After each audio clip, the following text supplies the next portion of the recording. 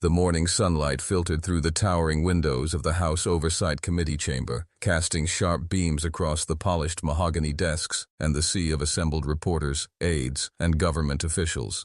The air was thick with tension, a quiet hum of anticipation that seemed to vibrate through every corner of the room. Today was not just another hearing. Today, the stakes were extraordinary. Today, Jasmine Crockett, a rising force in Congress known for her fearless confrontations and unwavering moral compass, was about to challenge Elon Musk, the billionaire whose name had become synonymous with tech ambition, audacious ventures, and controversy. From the gallery, cameras clicked incessantly, catching the subtle shifts in Musk's expression, smug confidence mingling with a trace of unease. He leaned back in his chair, tapping a pen against the tabletop, as if the weight of the room were little more than background noise. But Crockett's presence demanded attention. She stepped forward, heels clicking decisively against the polished floor, her gaze sweeping across the committee members before locking on Musk. Every eye in the room seemed drawn to her, every whisper fading under the charge of her energy. "You have a responsibility, Mr. Musk," Crockett began, her voice clear, unwavering, reverberating through the chamber. "A responsibility not to your shareholders alone, not to your personal empire, but to the American people. And yet, the evidence before this committee suggests that you have misused taxpayer resources to further your private ventures, ventures that have enriched you at the expense of the very citizens you are meant to serve." A murmur ran through the room.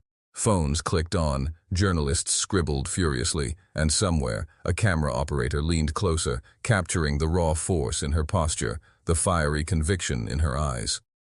Musk tilt, had his head slightly, an eyebrow raised, his lips curling into a faint, sardonic smile. "You're implying that my companies have done something wrong with public funds," he said, his tone measured, almost amused, but with an undertone that hinted at the steel behind his calm exterior. Crockett didn't flinch. "I am stating what the facts show. Documents obtained through Freedom of Information requests, whistleblower accounts, and financial records all point to a pattern. One where government contracts, subsidies, and taxpayer-funded initiatives were leveraged not for the public good, but to bolster your private interests." The room grew quieter, the tension thickening as reporters in the back of the chamber whispered to one another, sharing the gravity of the accusations.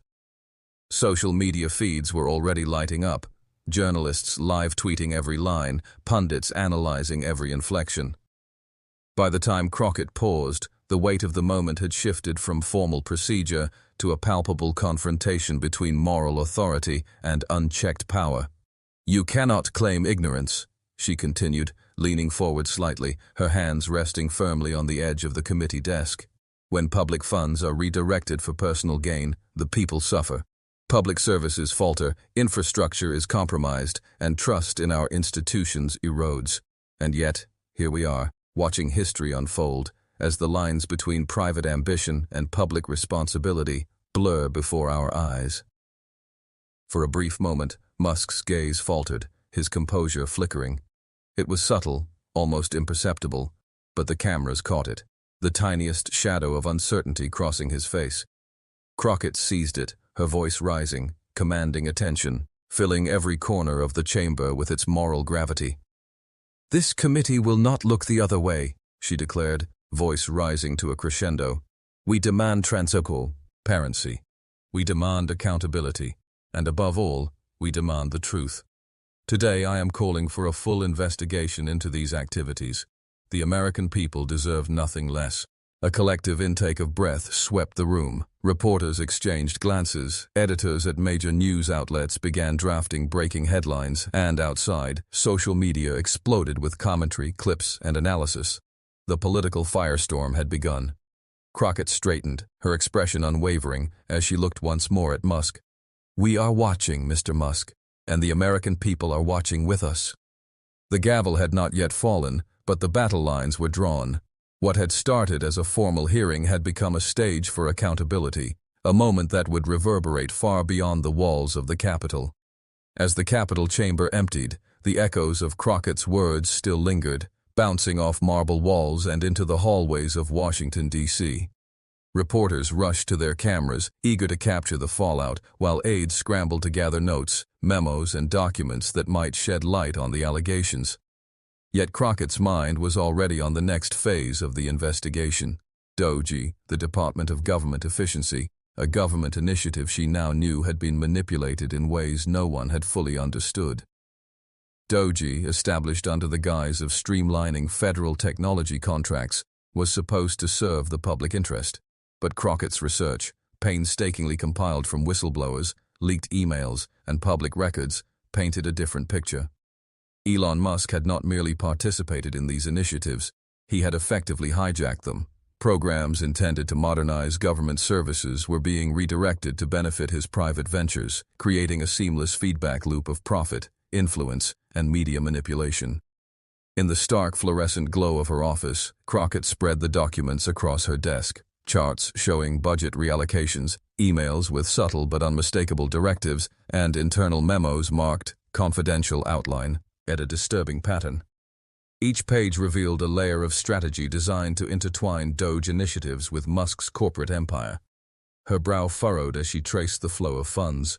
Millions meant for public infrastructure quietly funneled into Musk-backed technology projects, advisory boards stacked with loyal allies, and contracts awarded without proper oversight.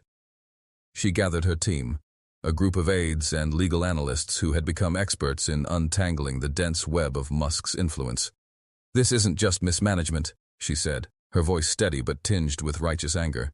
"It's a calculated exploitation of public trust. DOGE was meant to serve the people, not to serve Elon Musk's portfolio." One of the aides, scrolling through internal correspondence, looked up. "Reporter Crockett, these emails, they're explicit. He's directing project priorities. He's effectively controlling which agencies get funding and which don't." Crockett nodded, letting the weight of the words sink in. "Exactly. And the implications are massive.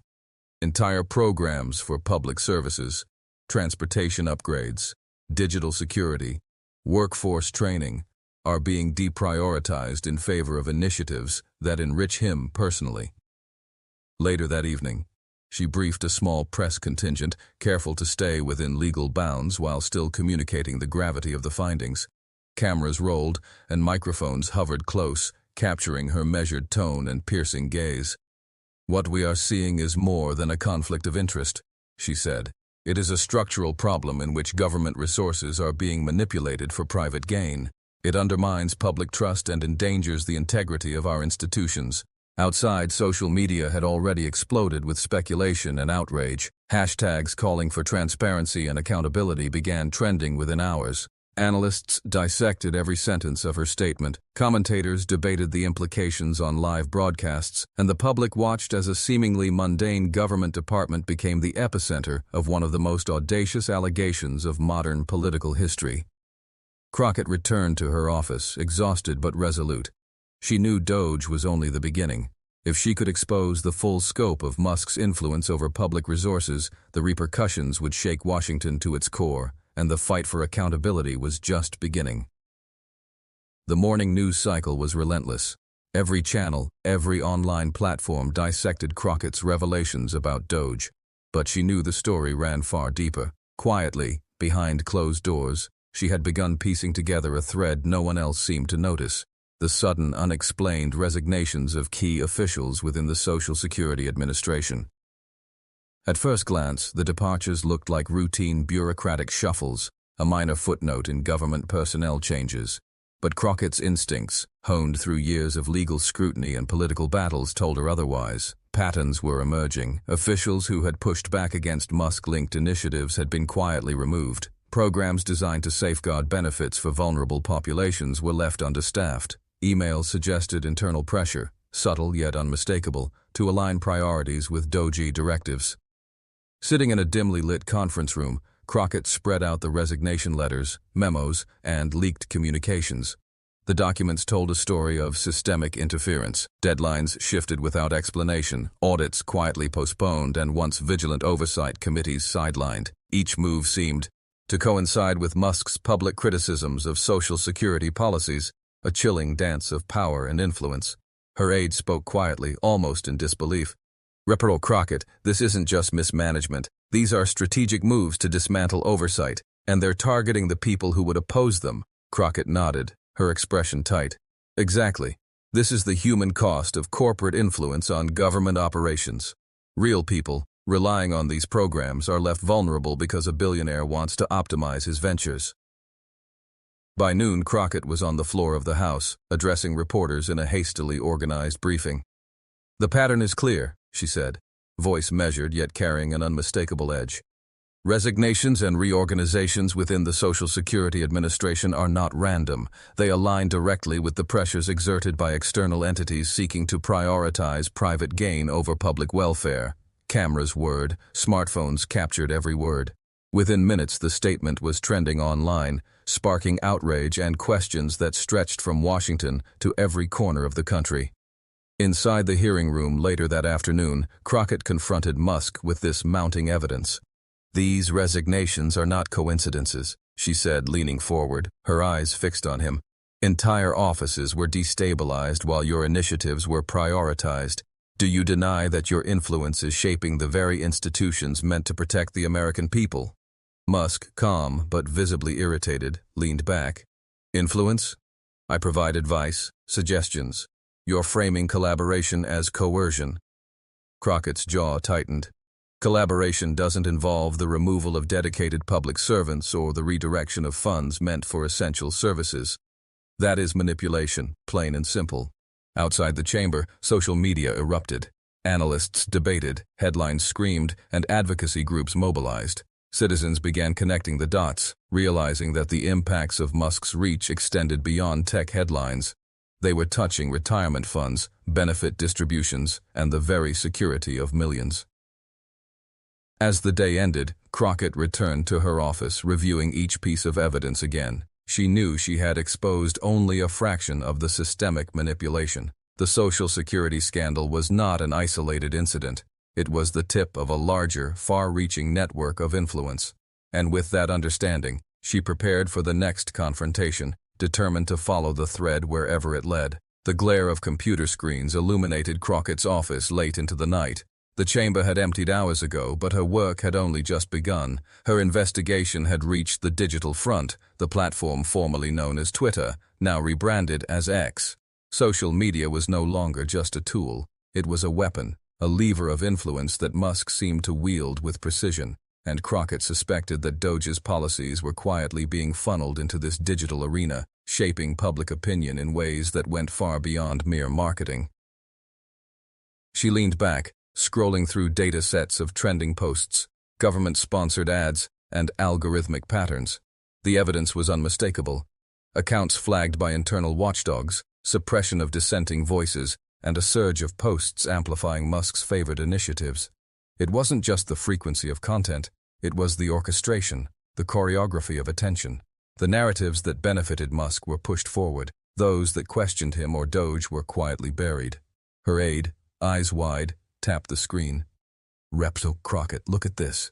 These ads, these posts, they're being seeded through government channels, and they were driving engagement with Musk's ventures." Crockett's jaw tightened. "Exactly. This is no longer passive influence. This is active manipulation, using taxpayer-backed resources to steer public perception toward private interests."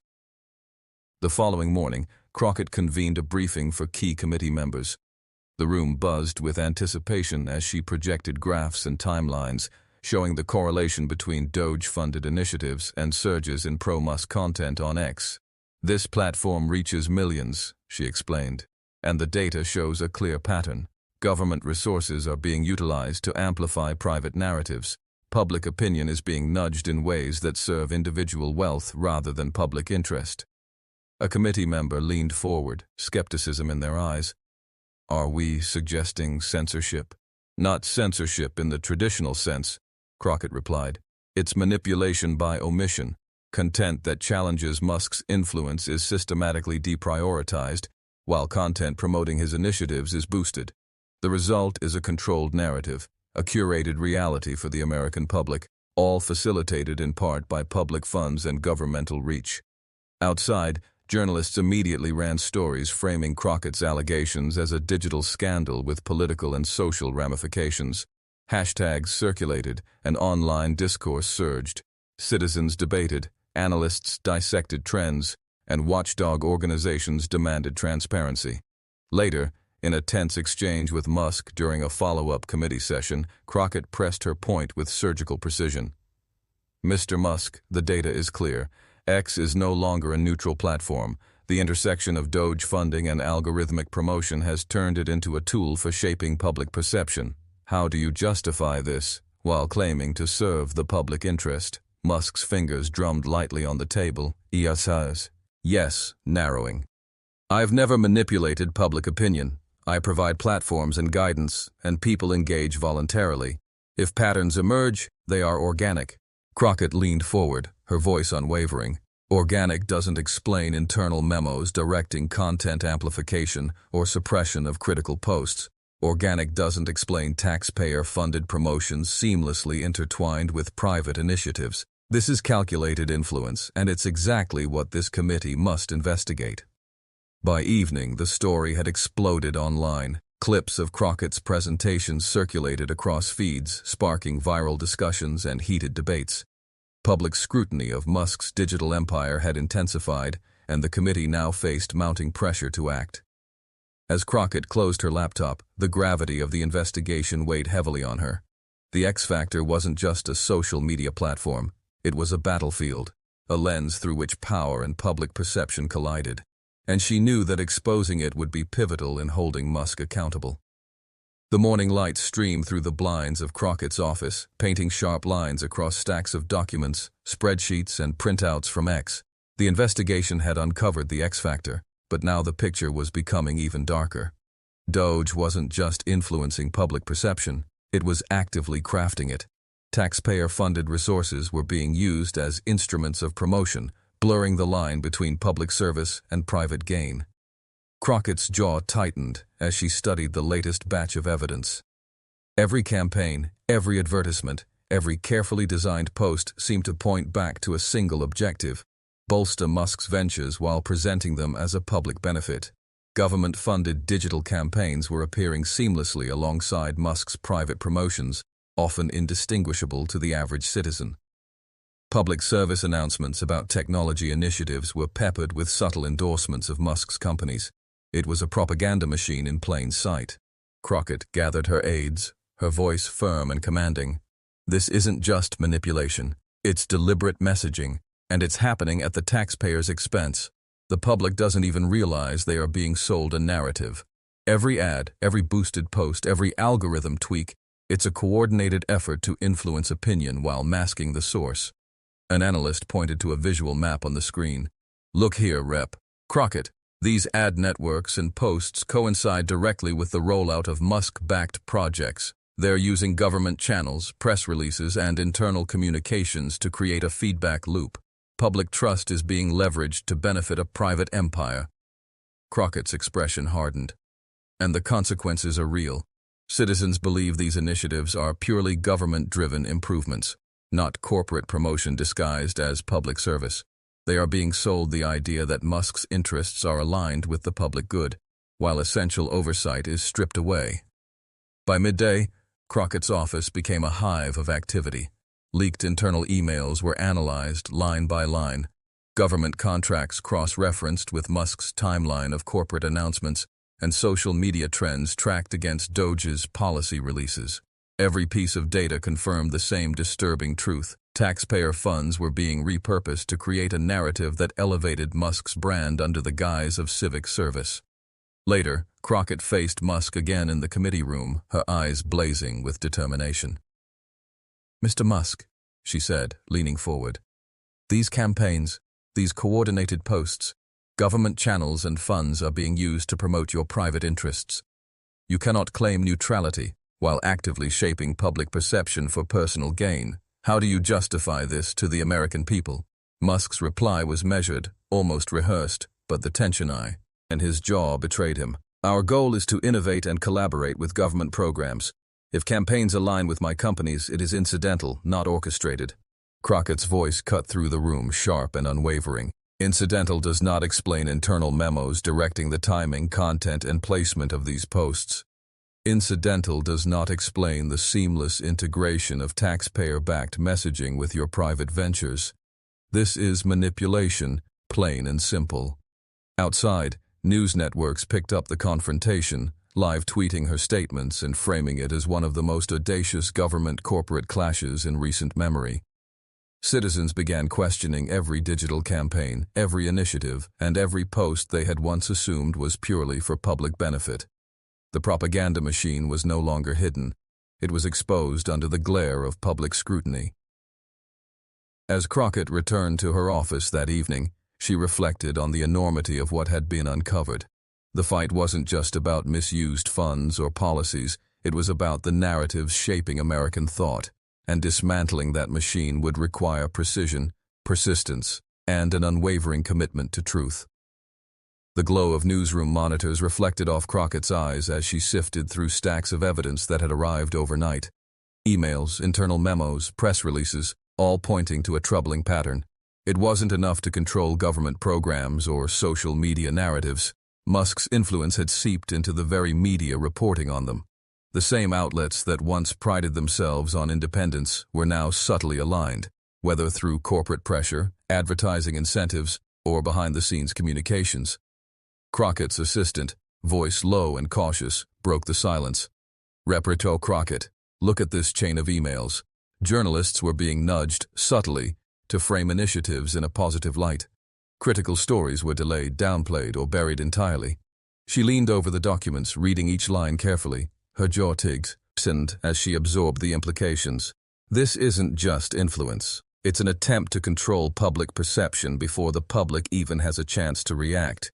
If media independence is compromised, the narrative becomes a fortress, and we need to expose every brick of that structure.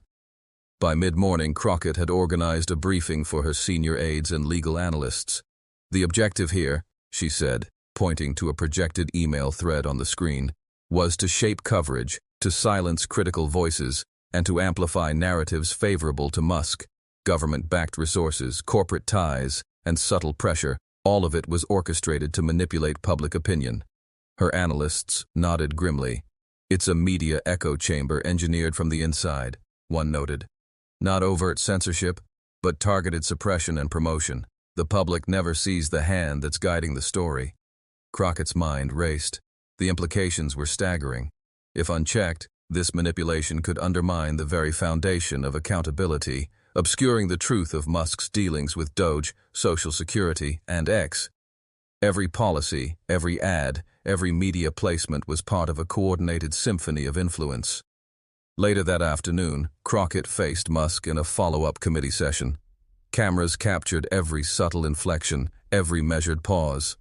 "Mr. Musk," she began, voice steady but sharp, "you have cultivated not just corporate and governmental leverage, but media leverage. Internal communications suggest attempts to suppress investigative reporting and to promote favorable coverage. How do you reconcile this with your public commitment to transparency?" Musk's fingers drummed lightly on the table. "I've never coerced any media outlet. Stories are published based on merit. If coverage trends positive, it is because our work is newsworthy." Crockett's eyes narrowed, her voice rising slightly, charged with moral intensity. "Merit does not explain emails directing reporters to withhold negative stories. Merit does not explain internal memos coordinating messaging with outlets. This is influence, not journalism, and it is exactly why this committee and the American public must see the truth." Outside the chamber, social media exploded. Clips of her testimony circulated, dissected by analysts, amplified by citizen journalists, and debated in real time. The narrative Musk had cultivated in the press was cracking, revealing the mechanisms of manipulation to a captivated public.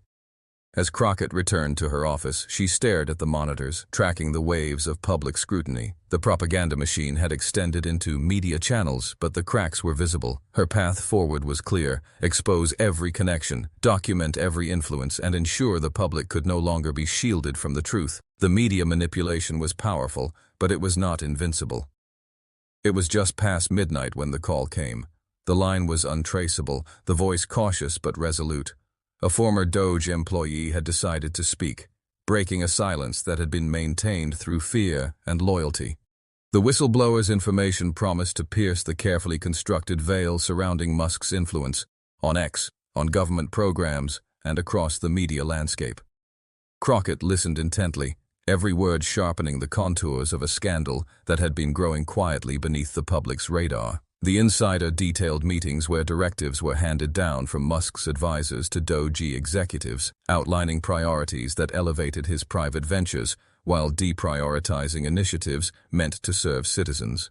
Budgets were shifted, public announcements carefully timed to align with Musk's corporate milestones, and internal communications deliberately framed to minimize scrutiny. "This isn't conjecture," Crockett said softly, leaning back in her chair, her eyes narrowing as she processed the revelations.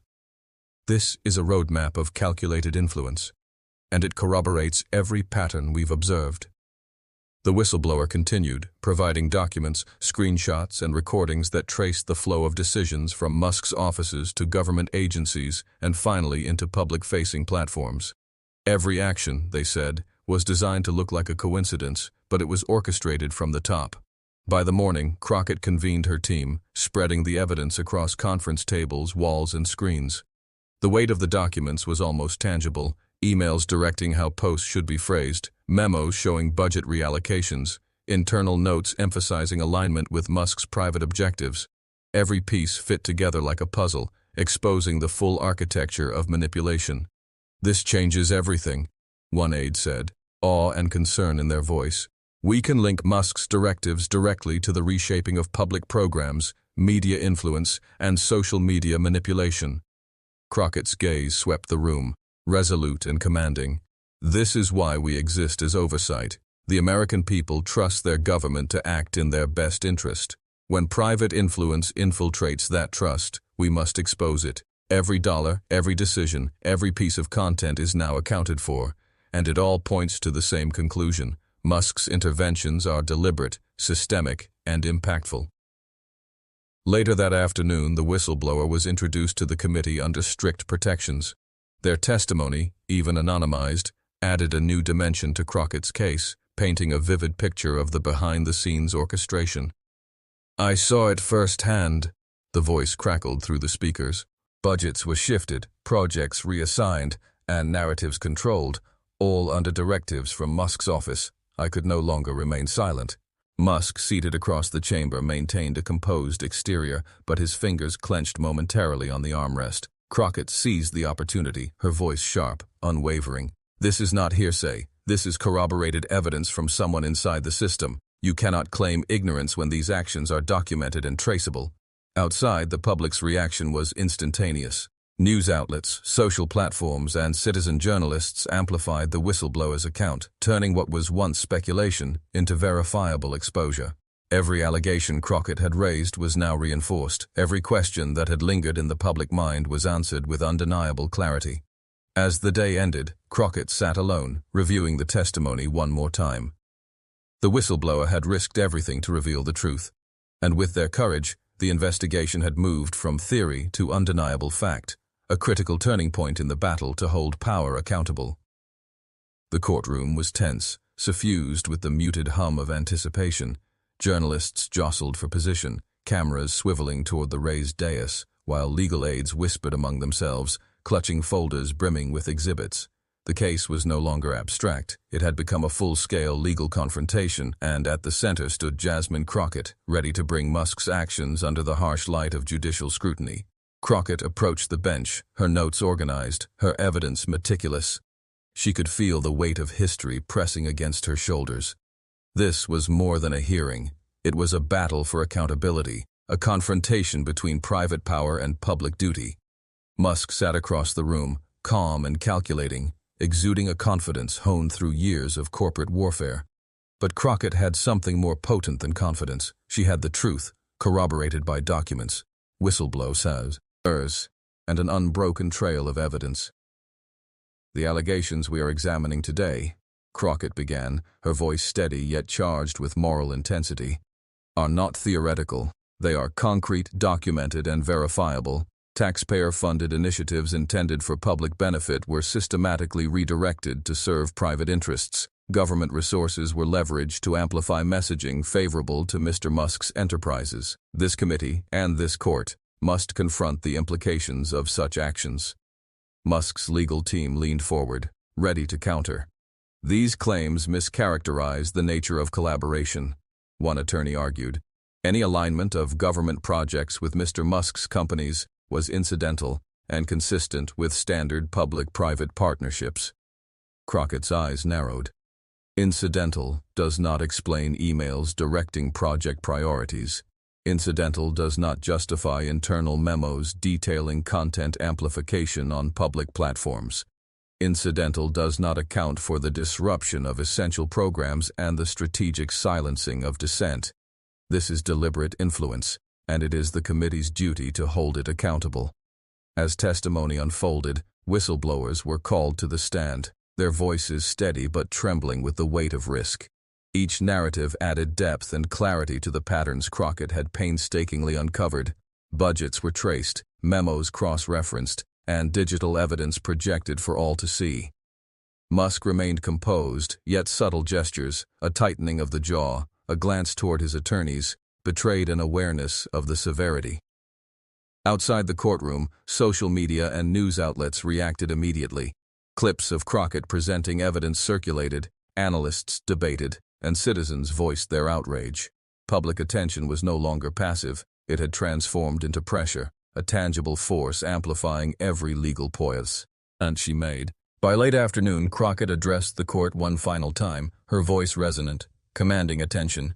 "This is not about partisan politics or personal vendettas," she declared.